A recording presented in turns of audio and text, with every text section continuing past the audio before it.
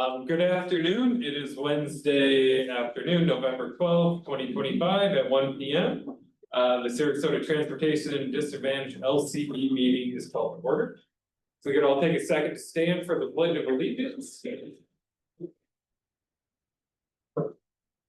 Pledge allegiance to the flag of the United States of America and to the republic for which it stands, one nation, under God, indivisible, with liberty and justice for all. Thank you. Right. It is everybody's favorite time where we'll go around the table for introductions and confirm a quorum. If we want to start, Scott. Scott Lansing, MTM Transit. Jane Braun, Director of Breeze Transit. Tamara Shells, Breeze Transit. Right. You got right in time for your turn in the roll call. Tom Higginbotham, Department of Health, Sarasota. Right. Danielle Valerie, guest and presenter from Sarasota Memorial Memory Clinic. Sue Berger, Aging System Coordinator for Sarasota County. Brenda Gorman, Agency for Healthcare Administration. Hi, Sarah Anderson with Sarasota County Schools. And Megan Craft with Sarasota County Schools. Victoria up the grove with Florida Department of Transportation. Well, mine went blank, sorry. Been a long day. Yeah. Darren Butler, Sarasota County Public Services. I'm Nick Chiavini, Sarasota Manatee MPO. I'm Brett Gottschalk and I work for the Agency for Persons with Disabilities. All right. And and do we have anyone online? Lindsay. Lindsay, would you like to introduce yourself? Hi, everyone. Yes, Lindsay Heinrich with the MPO. All right, thank you. I can confirm we have a quorum. All right, look at us go. Set the bar high. Yes. That's for some of us who've been here a minute, that's you know, it's a good thing. We will now open the meeting for public comment, including comments on any agenda items. On the screen, you will see the three ways for the public to provide input to the LCB. All comments are received and shared with the committee members and made part of the public record. Do we have any public comment? Nope. I'm gonna, but you have to come in and introduce yourself. You missed the introductions, but we don't want to miss you. Okay, I'm Shara Johnson. I work with APS, Adult Protective Services. All right, welcome. You subbing in for Alita? No, she's on her way. Oh. All right. Moving on, since we have no public comments, to the adoption of the September 10th meeting or minutes. I will now entertain a motion to adopt the minutes from the September 10th meeting. You should have received a copy of the minutes in your email. And if you do want to entertain the motion, if you can give your name as well, so that Lindsay can get it for them. Motion to pass. All right, thank you, Brenda. Recorded. Brenda with the motion. Does anybody with the purple name tag want to second that? I'll second. All right. Victoria Up the Grove has seconded the request to approve the minutes from September 10th. Thank you, Brenda and Victoria. We'll now take it to vote. All those in favor of adopting the September 10th minutes, say aye. Aye. Any opposed? Seeing none, the adoption of the minutes for the September 10th meeting passes. All right. Moving right along to the approve, Seth is not here. We have somebody from Breeze to present on the annual operating report. Thanks. Oh, is that okay? Nice. We go.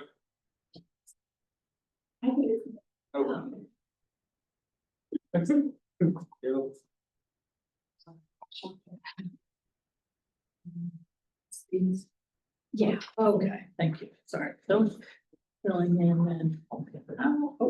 Oh, they didn't get put in there. Okay, then let me just talk about a couple of high level stats for you. I know that I'll be going through some additional data in my presentation in a moment. Looking at statistics in this quarter, the Breeze on-demand service completed approximately 109,000 passenger trips and averaging 1.13 passengers per trips. Total miles in service was 462,000 trips and over 20,000 hours in service. Ridership satisfaction remains high with 96% of riders rating the service as a 5 out of 5 for that trip. Trip volumes between July and September remained stable at around 36,000 passengers per month. Mhm. Okay, sorry. I apologize. This is the quarterly report. You can click to the next slide, it's a quarterly report. Okay. Come on in. Keep going, right there. Yeah. There we go. Are they, There you go. there they are, okay, okay. Alexandra, does she attend? I asked. Oh, she can sit wherever, she wants to come up over here. Yeah, sorry.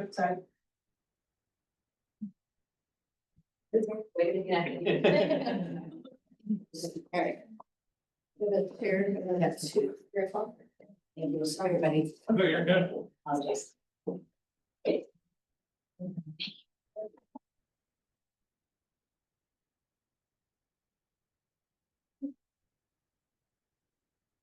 Whenever you're settled, if you'd like to introduce yourself. Sorry, Alexandra Elman Foley Lighthouse, Vision Loss Center. You haven't missed much, we've just done pretty much introductions, so you, My apologies, everybody. all good. We're about to have our gala and, one thing after another. I'm just gonna flip the name tag on. Thank you so much. You're welcome.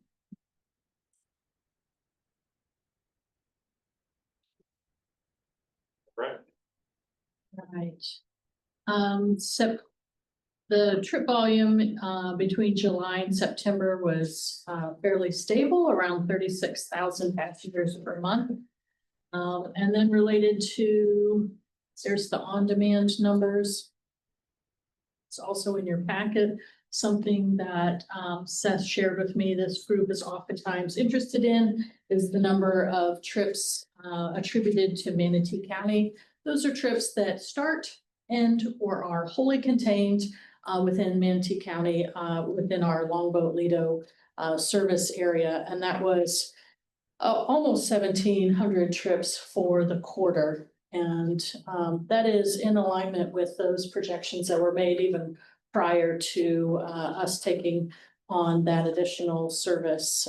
Range estimated 400 to 500 trips per month, and that is what we've been seeing. And we go over to the ADA and TD trips. These are trips provided with Breeze Plus. In the bars, those are this year's numbers, and you can compare it to the gray line. So you see that they are very close to one another with 39,000 passengers in Q3, just a 9% increase over the previous quarter. And then of these trips, 22,000 were ADA trips and 16,000 were transportation disadvantage trips specifically.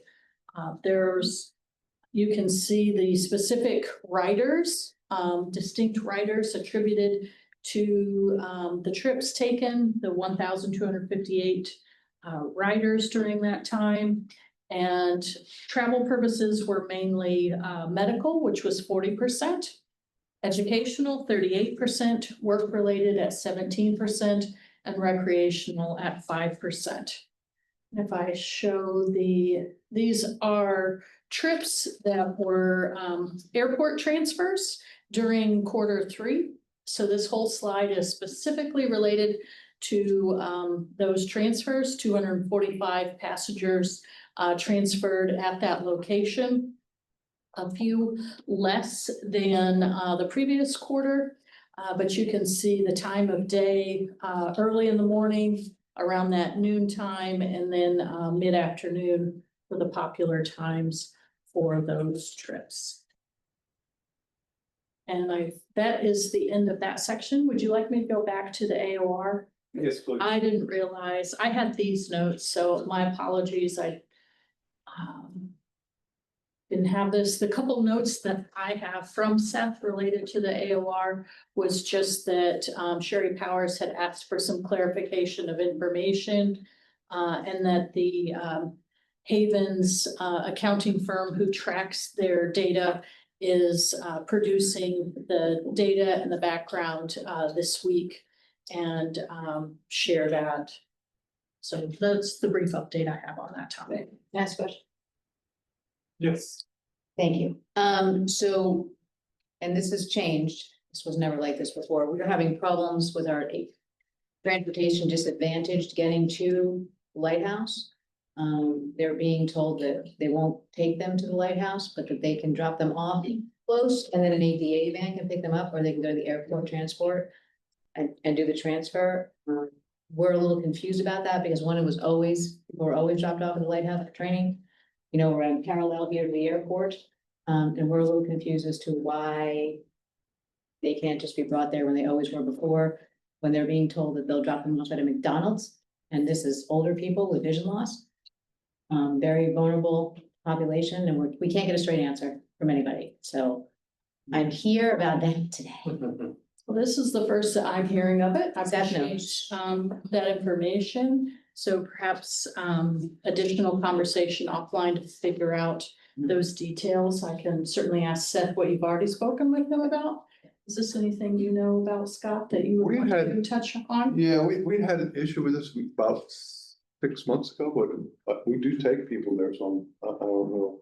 It's a transportation disadvantage that all of a sudden shifted.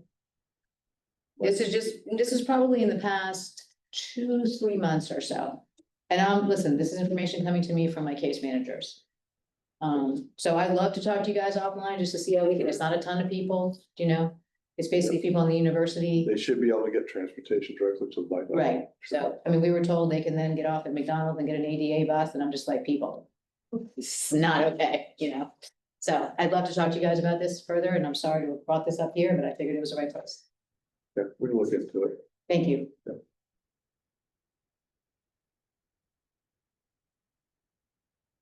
Do we take a vote? Vote to table it. Or just give it. Yeah, Okay. until it's not approved by the commission, we don't need to vote. Okay. All right. We will table the adoption of the annual operating report till probably February, correct? All right. Moving right along to the last action item, nominations for next year's vice chair of the Sarasota Transportation Disadvantage. You get a gavel when nobody's here, you get a script. So is there a motion to elect anyone for the position for next year? I don't mind doing it if you go quick. Motion to elect Brett. Okay, is there anybody who would like to nominate themselves? See none, I think Alexander, you seconded, I second it. okay. All right, well, we'll if there's nobody else, Carol, I know you, okay. I have 2 years, I know. Okay, Wants to be up here with me. any discussion? All right, so if we can take a vote to elect Brett Gottschalk vice chair of for 2026. We have a motion by Brenda, a second by Alexandria. All those in favor say aye. All those opposed, hearing none, looks like I get the gavel another year. All right. So proud of you. Yeah. So proud of her. All that gavel. Yes, it's what it's all about. All right, moving right along, the next item is once again Breeze. For the quarterly report, is that what we just did? That's what I did. Okay, Or my perfect, apologies. we'll keep it going. Okay. But I think we're back with you, Jane, Yes. for the CTC report. Right, okay. So one of the things that I had been talking about with Tamara and Megan Louie and Seth Kling about was some of the questions they were sharing feedback from these meetings. And we thought that it might be helpful to give an overview of how the different services that Breeze provides work together and serve our community, and with the lens of transportation disadvantage for the purpose of the local coordinating board. So just have a few slides to share that context for you all. So we've got the Breeze name that covers our fixed route service. It also covers our on-demand service and our plus service. Our Transportation Authority covers the entire geography of the county. And as I alluded to before, and some of you already know, we have some service agreements with both Manatee County and Charlotte County that our service extends a little bit in each county in specific areas. So in fiscal year 25, we saw 2.2 million riders across all of our services. And that was slightly lower than 24. We had several days where operations were completely closed in very early fiscal year 25. That was at October 1st is when our fiscal year starts. And you all remember what we were doing in October of 24. We had some days where we weren't operating at all, and that likely impacted our service for quite some time. But our fare collections in 25 are up over our 24 numbers. As I orient you to the map that we have, of course, the different multicolored lines are our fixed route services. That includes buses and trolleys that operate on a schedule in those particular corridors. The sort of coral bubble around all of those is the 3/4 mile that recognizes our ADA service. The green zones, of which there are 3, are our on-demand service, which is the general public service in those 3 zones to provide curb-to-curb shared service in those areas. And then our TD service provided outside of the bubbles and the zones is also provided by Breeze Plus and covers the entire geography of the county. So for some context, you can see sort of the breakdown in percentages of the services that we provided last year. Almost 3/4 of all the service was in our fixed route service, as you would probably imagine. We carry the most passengers in those routes, with a growing section of our on-demand service. And you see our specialty service there, Breeze Plus, with 7% of those rides.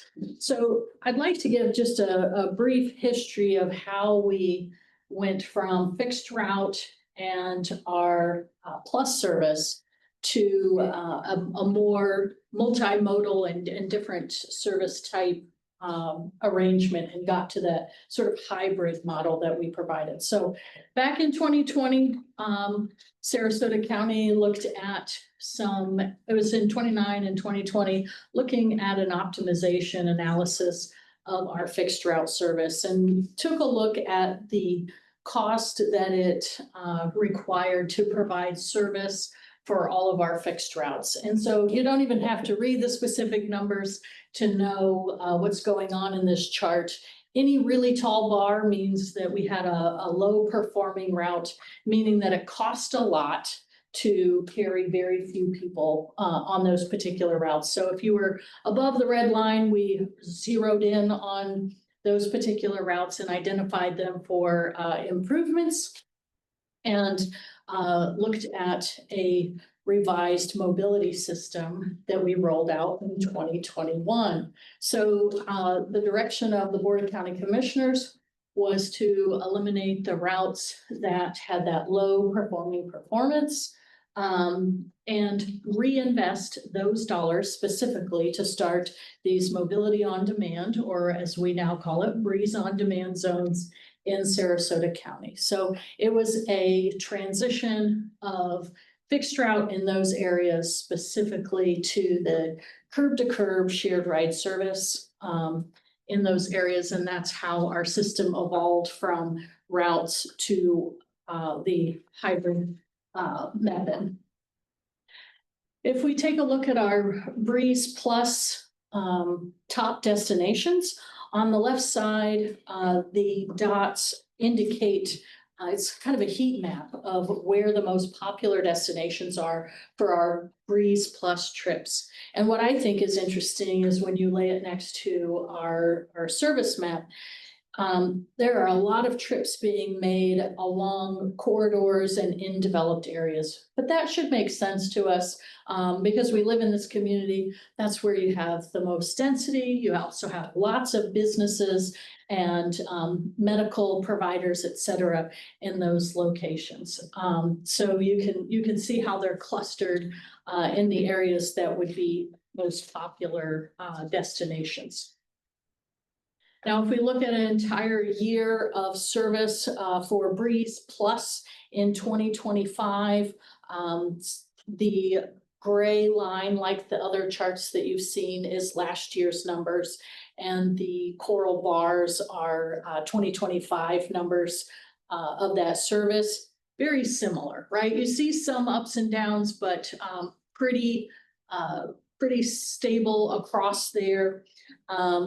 We notice things such as ambulatory riders versus riders requesting wheelchair accessibility for those trips.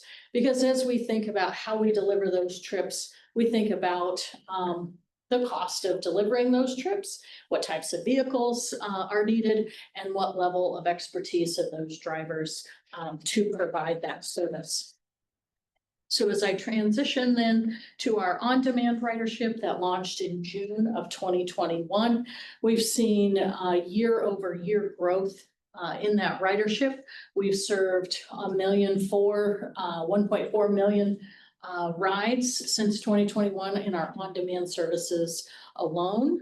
And we know that about 63 to 65% of all those on-demand trips are shared rides. So vehicle picks one person up, then they pick up the next requester on the way, and then maybe they drop off the first person. And so they're batching very dynamically. We engaged with a software provider that really dynamically batches those trips to put those together.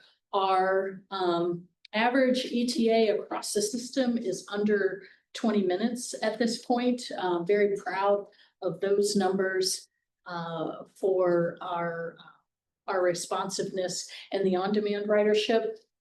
A quick question on that. Yes. So, it's great, it's going steadily up, and like, is there like a capacity that if you reached a ridership total to where you don't, you need more drivers or anything to where if you get to 600,000 trips in 2 years, you have the capacity to, to take that up? Yes. So that's the teaser for the analysis that our team is providing. One of the things related to this service is that it is contracted, and we have some greater flexibility in responding to changes in transportation demand. So when we started in 2021, there were 12 vehicles providing on-demand trips. I think now on a daily basis, there's probably about 48, 49 vehicles on the road. Working with a contractor to do that, they bring the vehicles and they bring the drivers to the service. They are also able to scale that up for us.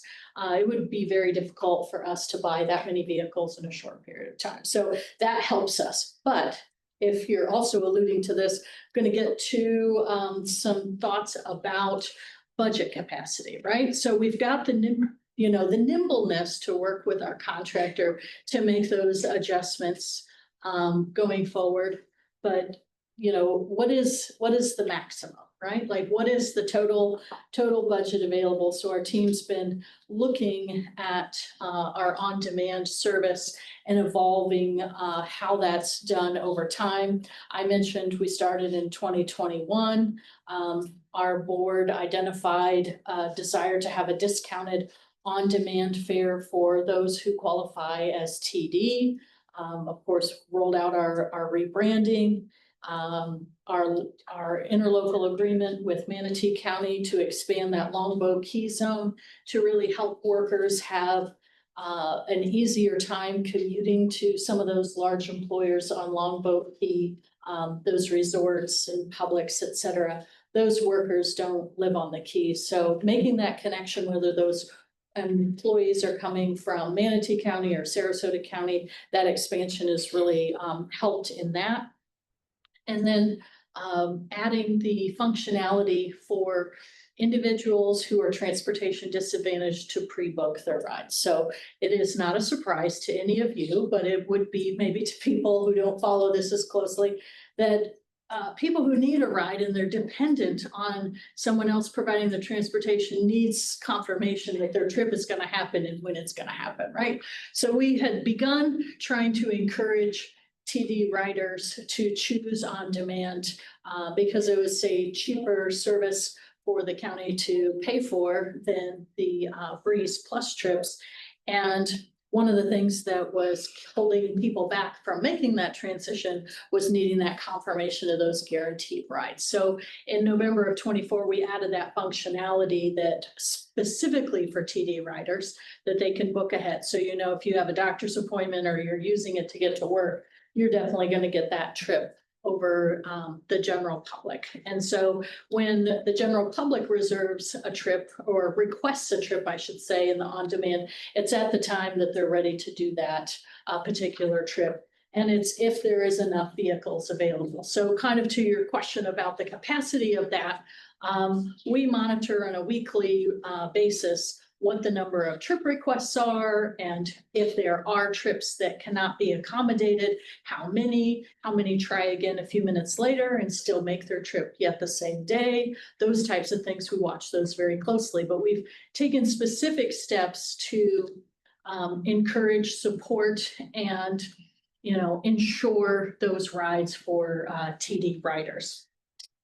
Just a question for my own, do you find a lot that the people who are booking outside of TD, would they be normal fixed route riders and they're just looking for more direct? Is it like, you know, is it kind of robbing Peter, you know, like, are they like independent riders, if you will? Like if you don't have capacity for this service, are they then kind of deviating to a fixed route?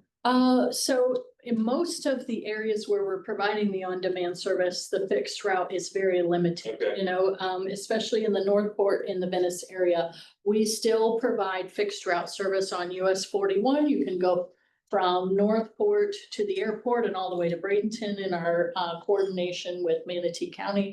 But US 41 is covered, right? So if you can get to US 41, then you could take a fixed route trip, but you know that these areas, see this, yep. So for example, like in Northport or Venice Inglewood, you know, if you're somewhat familiar with those areas, that's a pretty large area and there's no way you're gonna walk all the way to those routes. So it really is a replacement in those areas. We continue to track and monitor popular destinations for future considerations of fixed route in those areas. For example, it would not be feasible or practical or efficient to try and use on-demand vehicles and type service to carry people who ride on 41. So we've got 17 and the 99. Those are two of our most popular routes, serving well over 300,000 trips a year. We couldn't do that in our small vans. Vice Chair, I'm not sure, do you take questions during your? Oh yeah, if anybody else, yeah, please. I'm so sorry. I'm sorry, if you're okay with it, I just, No, I'm so sorry, I didn't want to interrupt. My name is Mary, I'm with Adult Protective Services for the Florida Department of Children and Families. We deal with a lot of people that are vulnerable, a lot of people in the geriatric community. And we express how helpful Breeze is and that transportation and how it can assist them. However, I understand sometimes even through that, maybe like an app or even the phone number can be overwhelming for them. So I was wondering if there's maybe a referral form that you guys have that the department is able to initiate that referral. And maybe see if there's someone or a coordinator who's capable of maybe reaching out and getting that scheduled. I don't know if that's something you guys do, but. Referral for eligibility as TD or ADA, or referral as in for a particular trip? For a particular trip. We do have many people who book trips for others. So whether or not they have technology challenges or, other challenges or preferences. We know of caregivers booking trips for, maybe an older parent or somebody who just needs extra help. And so there's not a requirement that if you booked a trip that you have to be the person that rides on it. So we can talk a little bit more about what that looks like, but that somebody else could make those requests for you. Absolutely. Thank you so much. Absolutely. So as I started alluding to the fact that we were asking ourselves, is there a way in our on-demand zones that we could be encouraging TD riders to choose the on-demand service to make those trips? And we've been exploring that concept for almost a year now. And if you look on the left side, that's our October of 2024 numbers, where there was about 11 or 1,200 trips, TD trips taking place. And these are referring to TD trips in one of the on-demand zones. So there's other TD trips that are going, across the whole county, and I'm not including that in this count. And historically, TD trips, if they were not riding our fixed route, they were all provided by Breeze Plus for that. And the cost per trip is a fixed number in that service. So we began marketing to those TD riders, as well as introducing that pre-booking functionality that I mentioned that is so important to them. And we've seen a significant shift of that pool of riders in on-demand zones who are eligible for TD. Sorry, lots of qualifications. Choose the on-demand trips to complete that. And what you see is a significant cost savings to the county to provide that, almost half the cost to provide that on a Breeze on-demand trip. We have seen that those riders are taking more trips, so maybe because they're enjoying it and it's more convenient for them. They don't have to book in advance. They can use it like the general public. Oh, I just decided I want to go to the store right now. Let me see if I can get a ride. So you see more of, 2,700 trips taken in September of 25 as compared to those 1,200 trips in October, but a significant change in the overall price of delivering those trips. So what is? We have one- Yeah, before you go on, Is the price for the rider the same? it is actually cheaper for the rider to use the on-demand service. So all Breeze Plus trips are flat $3. And this past July, when we implemented a new fare structure for the on-demand service, the county commission was very specific in saying, we want to keep TD trips at $1.50 per ride. So the general public fares for on-demand moved up to $3 for the first 3 miles. And then there's a increased dollar per mile up to $6, and it caps out at $6 for that trip. But the board was very specific and said, let's hold the TD fare at $1.50. So it's a flat $1.50 for someone to ride in an on-demand. So One other question, do we buy the passes for our students? the bus passes, Are those able to be used on? the bus passes are not. This is a premium service, but we do have capability of essentially selling a trip credit, and then you could give that code to someone else. So you would get a unique code and you could give that to someone else, and they can enter it if they're using their app. By the way, 95% of all on-demand trips are booked through the app. So the great majority is, so they'd have a code, and if you wanted to buy a batch of codes, you could give the codes out, but we do it one trip at a time. At this point, our board has not has not been pursuing like bundles or, you know, a monthly pass where you can ride as many times as you want. So we could buy like a code for the school for X amount of dollars? You would buy like individual, like I want 1,000 trips or what, I don't, I just picked a number, I don't know if Right. that's a lot. And you'd get 1,000 codes and you could give those codes out, and they could make those trips. Okay. I think you'd have to figure out, we'd talk through, are those individuals TD eligible? Or are they making different trip lengths? And then we'll have to kind of figure out how you would attribute that going. That would solve a lot of our issues. Yeah. And this may be, where they go, so. I mean, I think it's good, like, is there a reason, like, the people who take Breeze Plus now, like, are they're not going to on demand? Maybe you don't know that, cause it's like, you know, we're moving in the world of like apps and on, like, it's great and it's just, you know, you still, you know, I know those are probably unique riders, but. Probably, and I will tell you what I think some of the Yeah. reasons are. I've not polled them to confirm. Some individuals, you know, like the way they've done it for a long Yeah. time. Yeah. B, need some extra care and assistance, right? And so if an individual perhaps has developmental disabilities and they've ridden Breeze Plus to go to a daytime service facility, that continued level of care and attention is something that they would probably continue to prefer. So if that makes sense, there's just an extra, you know, handling, and I think that makes sense, and we recognize that, and that's kind of, you know, why you identify, right, if there's buckets of trips that you can move, that's helpful. So this information has been informative to us to think about how we want to deliver these services going forward.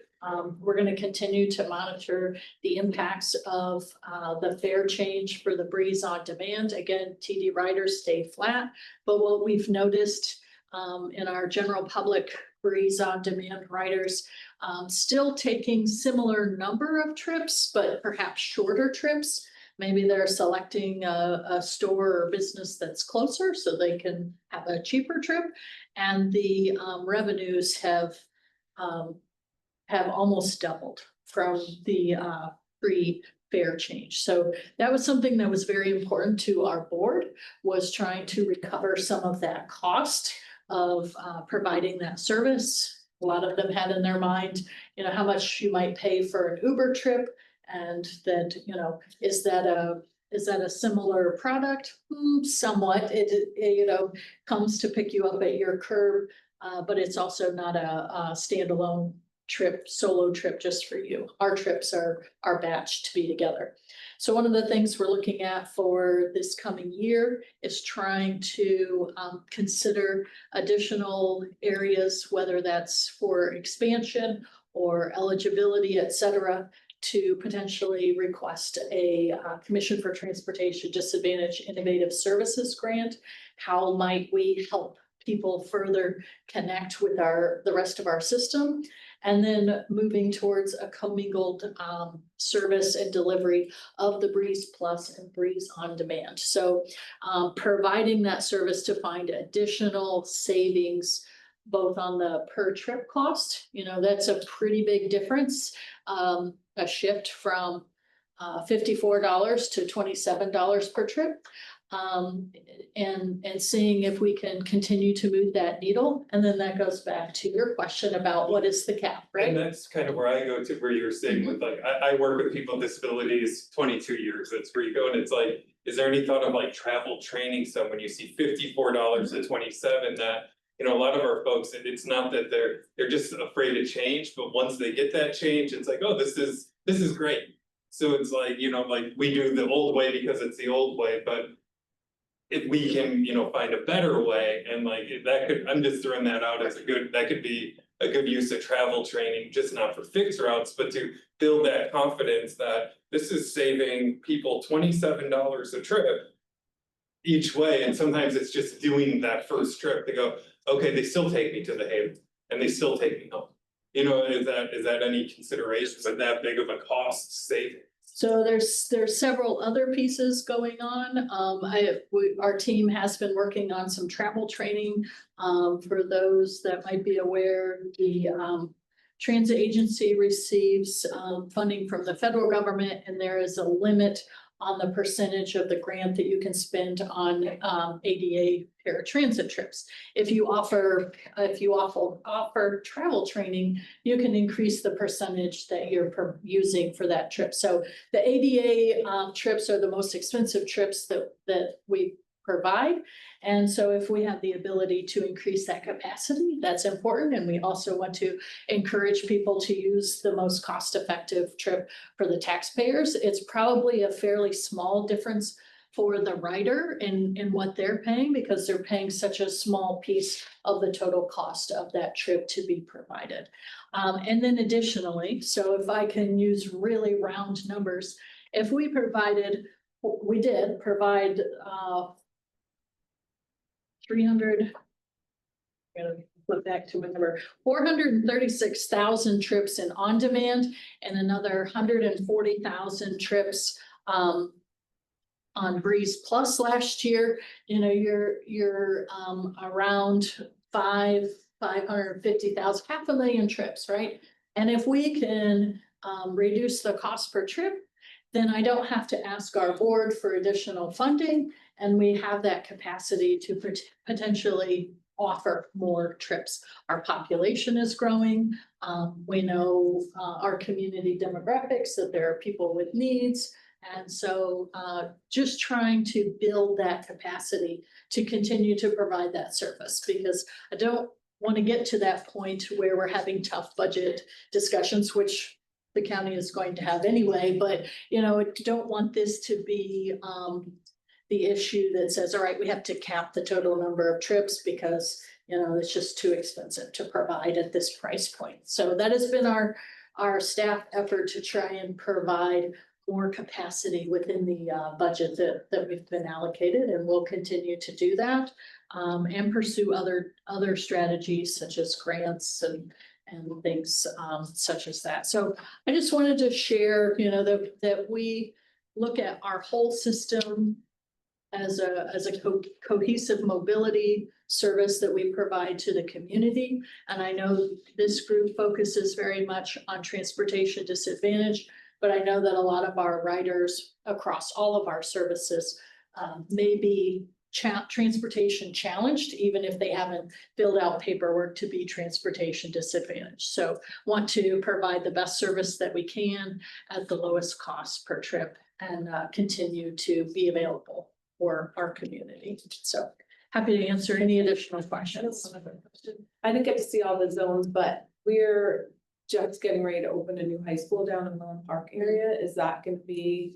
It's not currently included in one of our zones. It's a very new development. The entire Welland Park area is newly developed. We have a lot of discussions about land development approaches. Tamara and I both spent time in planning and development services before transit. And I think what is challenging is those low density new developments don't contribute well to transit, but we'll continue to see what we can do. And then how do we identify either that capacity that we talked about with the savings or new funding sources. So does a new community also contribute to a new service in their area? Yeah, one more.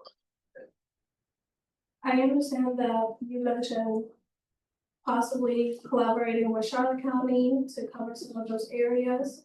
Is there any collaboration with DeSoto as well? I know DeSoto is a little bit farther out.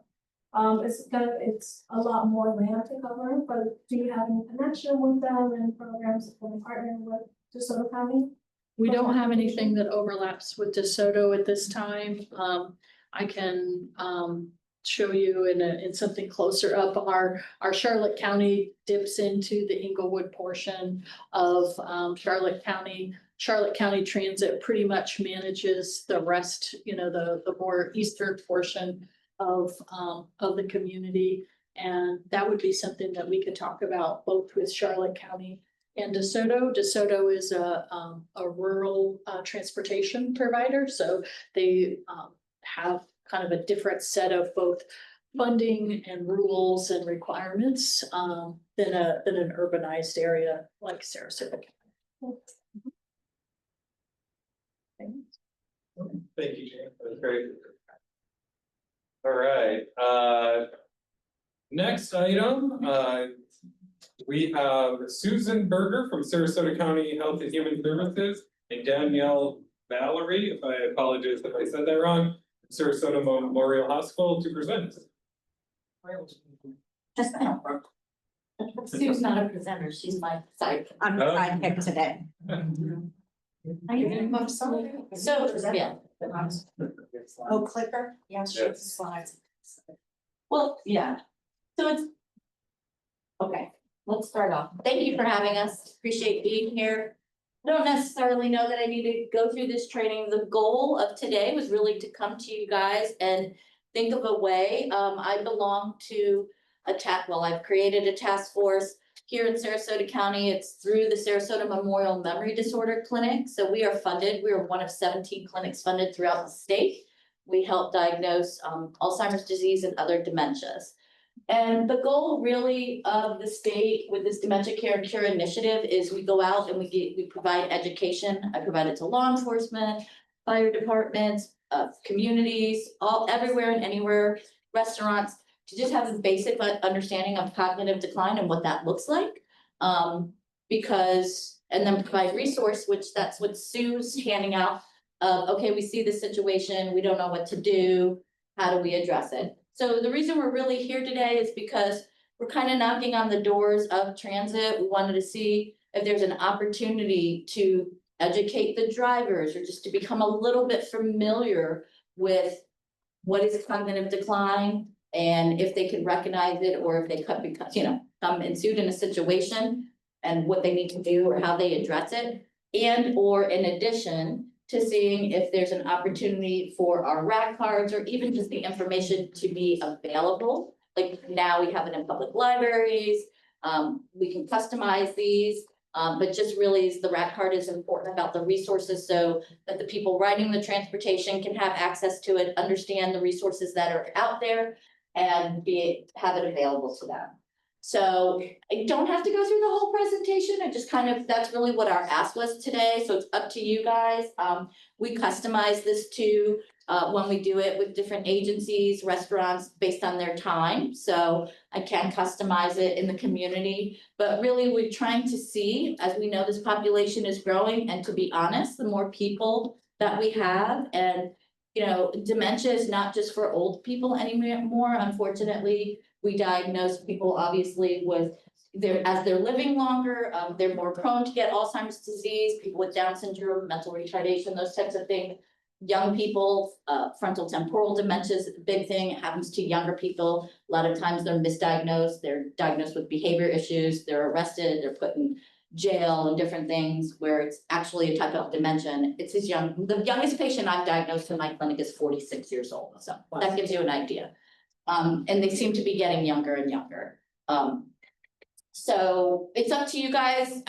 That's really why we were here today. Sue and I was just somebody had said, hey, this is an idea or maybe an opportunity. The DCCI task force exists in both Manatee and we have a task force in Manatee County and Sarasota County. So we have a network of people that are on our task force. We're all volunteers that will come and do education within your establishment community for your workers, whatever that situation is. So, and it really, again, just kind of highlights what's on this RAC card. What are the early signs and symptoms? What do we look for when we look for cognitive decline? I know a lot of people in transportation, especially with SCAT. I used to take SCAT all the time. I was just telling Sue. Breathe, sorry. Used to take former, now Breeze, from Venice to Northport back in the day, but there was nothing in between the plans back then to go visit my grandmother. So I know you guys have like a time frame and very busy schedule, so just kind of wanted to lay it out there. Maybe particularly if you have any questions specifically about the task force or what our education can provide. But I think when I think about people that are driving the buses, you know, they probably have a lot of familiarity with people that are taking these fixed routes a lot. So they could potentially see or hear something that they don't know where to go or where to turn or who to tell type of thing.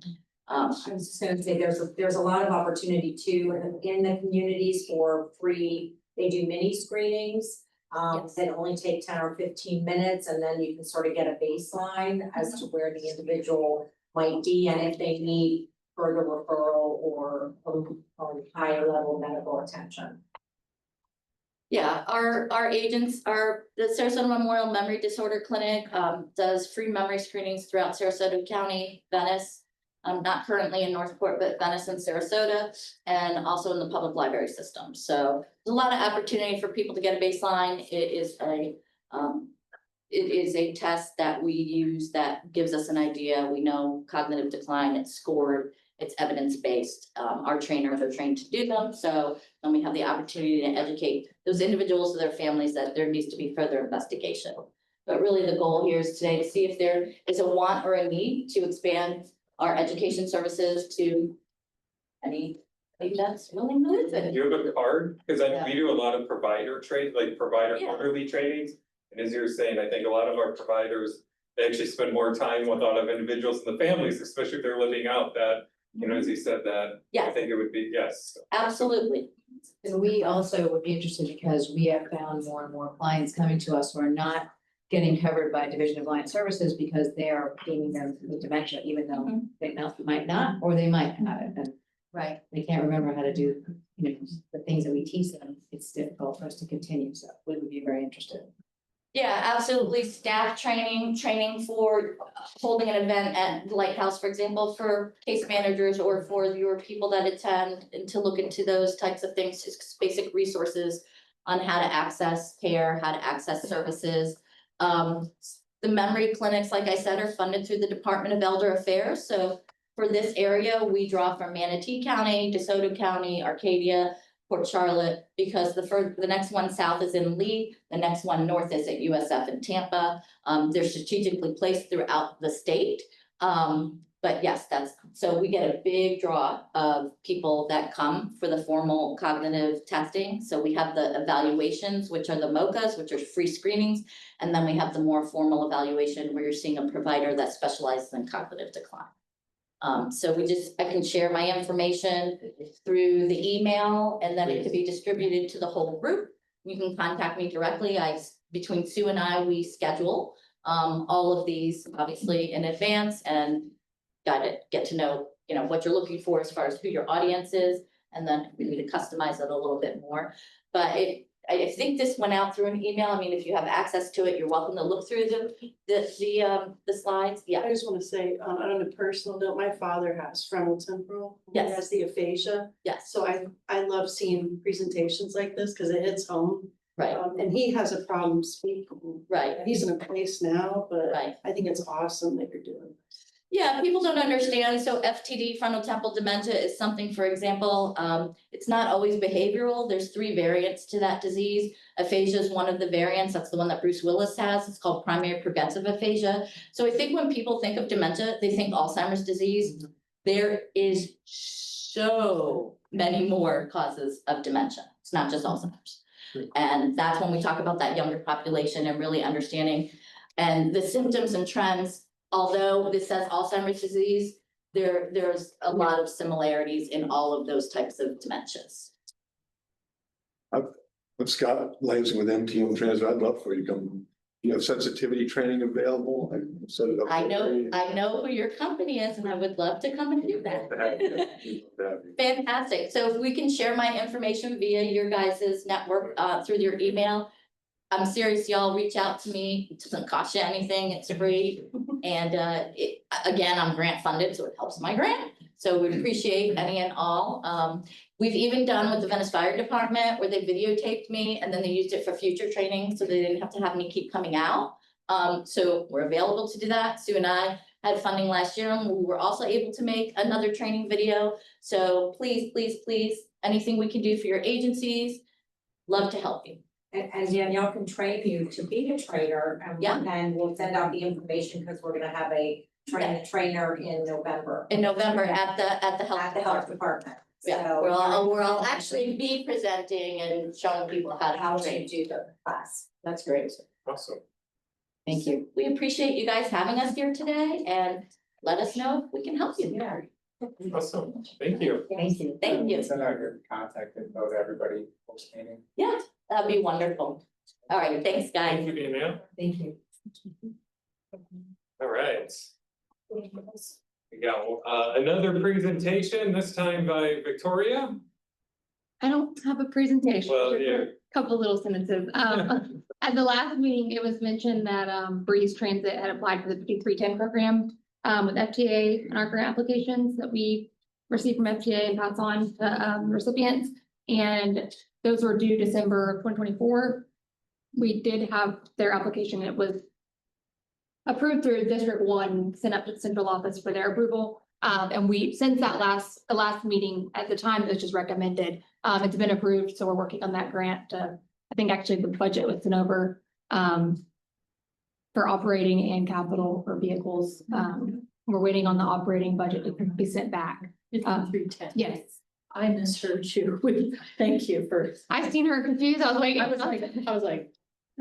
I'm sorry, y'all. Yeah, I got I talk fast. Thank you. No. Doesn't help that my husband talks just as fast. I'm so surrounded by fast talkers, and I think it's normal. But that's been approved and sent on. And then the only other note I had was that this year, 2026, 2027 grant cycle, those applications are due December 12th at 5 o'clock of this year.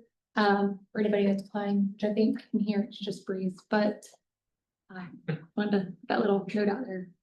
And that is all I have. All right, thank you, Victoria. Thank you.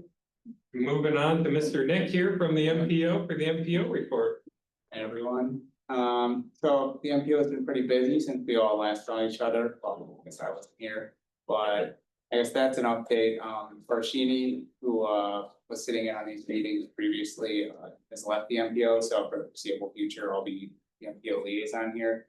And since last meeting, we've adopted our long-awaited long-range transportation plan, which kind of sets a regional vision for transportation improvements in the region out to 2050, and included in that a lot of transit supportive projects, such. And in addition to that, we're also undertaking a regional transit feasibility study that's set to kick off, I think early next year. And with that, we're not going to get too into the weeds, like, as Jane was showing, there's a lot of route analysis and stuff that we're not really getting into. We're looking more at just best practices for kind of regional transportation system. And we're really leaving it to our consultants to kind of propose what kind of things we should look at, and of course, working closely with both MK and Breeze. And also very exciting is we're gonna have a new office next time we're meeting. I'm not sure, I believe the address is in the packet, but we'll be sure to advertise that plenty. It's near Manatee Technical College, and it's pretty much, right off the interstate, and yeah, don't show up to this office. And Oh, no. but we'll be sure to, send many reminders, and pretty exciting for us. And that's really it from the MPO. You didn't want to step in, David, you had an opening, you could slide right back. Oh, I said, no, let Nick have it. get along up. All right, now it's everybody's second favorite thing of the day, once around the table.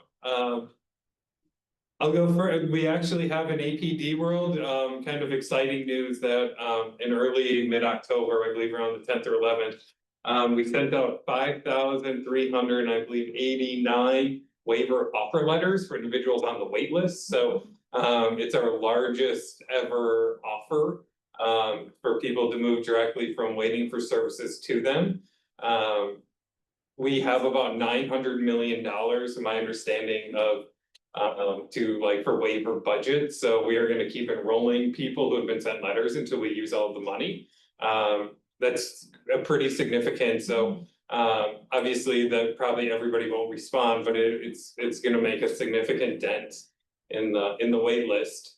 They're prioritizing those with family aging caregivers, so any caregiver over the age of 60, And then those over the age of 21 who've been on the wait list the longest. So those letters went out and people are getting enrolled as we speak. So we're very excited about that for the agency and hopefully get more riders for Breeze.